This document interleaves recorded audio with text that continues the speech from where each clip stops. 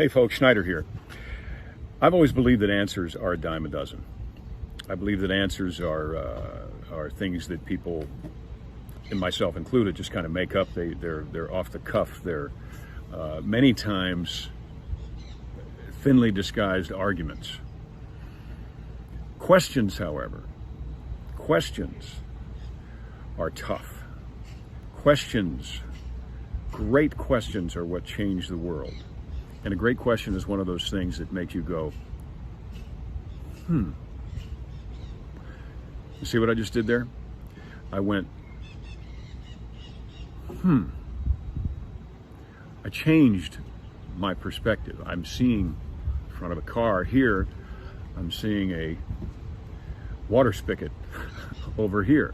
But my perspective changed because of the question. So, it's questions that change the world. Right now, I think there is a question that is the single most important question for our age. Not just in the United States, but everywhere, globally. Because a lot of people look to the United States for leadership. A lot of people look to the United States for example. A lot of people follow the example of the United States. So we are in an enviable and precarious position globally.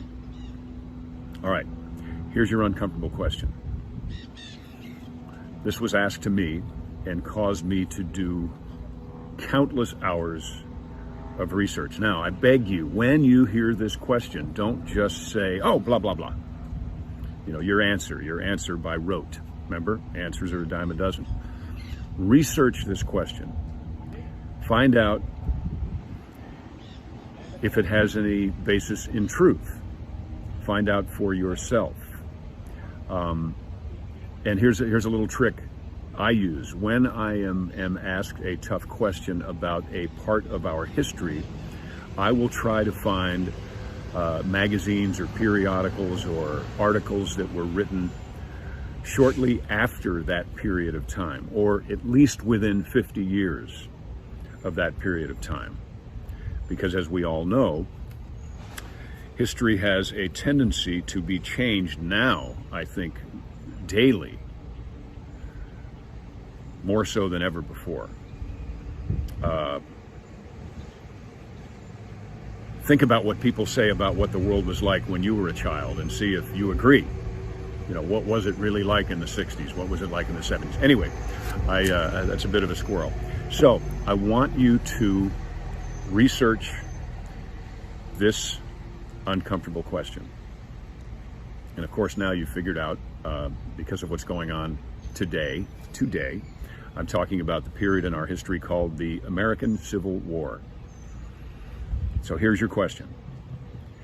If the American Civil War was a war that hinged upon and centered upon solely the question of slavery, if that was the catalyst that sparked these states united to come unglued along a imaginary line, Mason-Dixon line,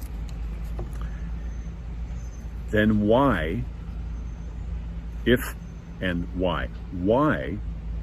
would any free black man, say that again, free black man, or woman for that matter, enlist willingly, heroically, and nobly to the South?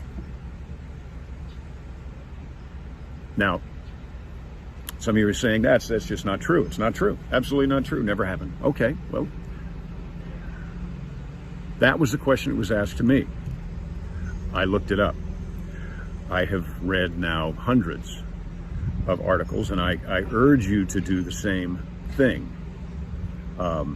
Because it's important that you come up with your answer to the tough questions. It's important that you assimilate information from as many different places as you can, and not from people's opinions on Facebook or YouTube or Instagram or Snapchat or not the instant information.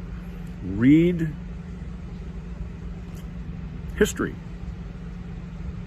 There are many things that were written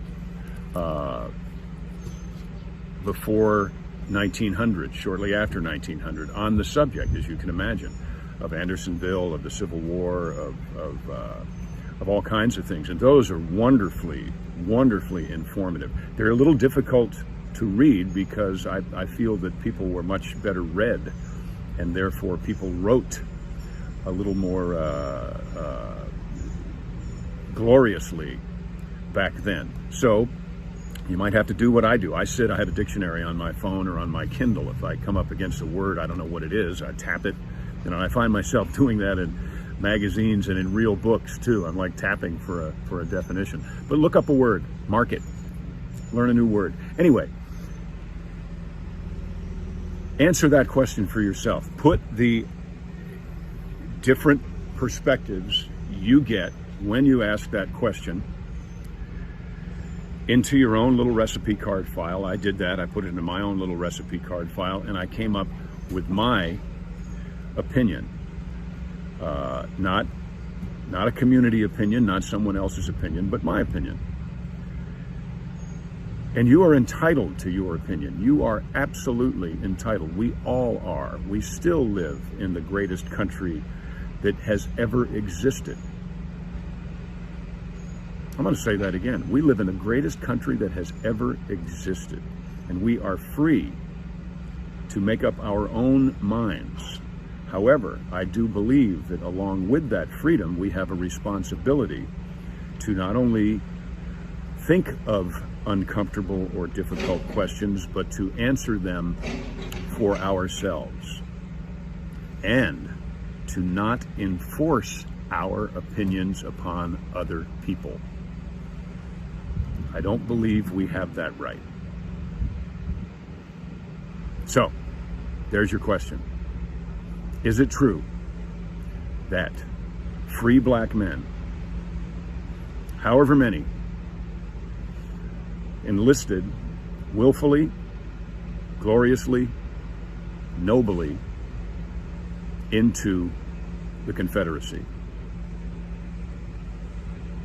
Did free black men die for the cause of the Confederacy? There's your question. I look forward to finding out what you find out. I want to know what you find out. Please, when you read, put links so we can all read what you read. And please, please, please, don't spew any hatred here. That's not what this is about. This is not about hatred. This is about uniting in education under a good, albeit perhaps uncomfortable, question. I'm John Schneider. Welcome to the conversation. I'll see you down the road.